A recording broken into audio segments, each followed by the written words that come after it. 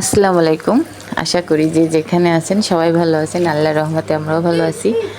তো আপনাদেরকে ছোট্ট একটা ভিডিও দেখালাম। তো সেটা হচ্ছে যে পটলের খোসা ভর্তা। অনেকে তো আপনার হচ্ছে গিয়ে অ্যা পটল ভর্তা করে খাইছেন। তো পটলের খোসাও যে ভর্তা করে খাওয়া যায় আর অনেক ভালো লাগে সেটা আমি জানতাম। কিন্তু আগে কয়েকবার আমি করছি, এত ভালো হয় নাই, যেটা এবার আমার এত ভালো হইছে।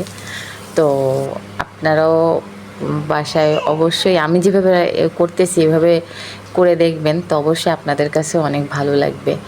আর এত ভালো টেস্ট লাগবে যে আপনি বুঝতে পারবেন না যে জিনিসটা আপনি কী খাচ্ছেন।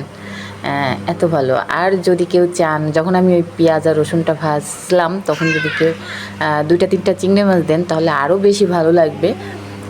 যদিও আমি দিই নাই, তো আপনাদের বাসায় যদি থাকে তো অবশ্যই দেবেন, অসম্ভব ভালো লাগবে। আর আশা করি এটা দিয়ে অনেক মানে পেট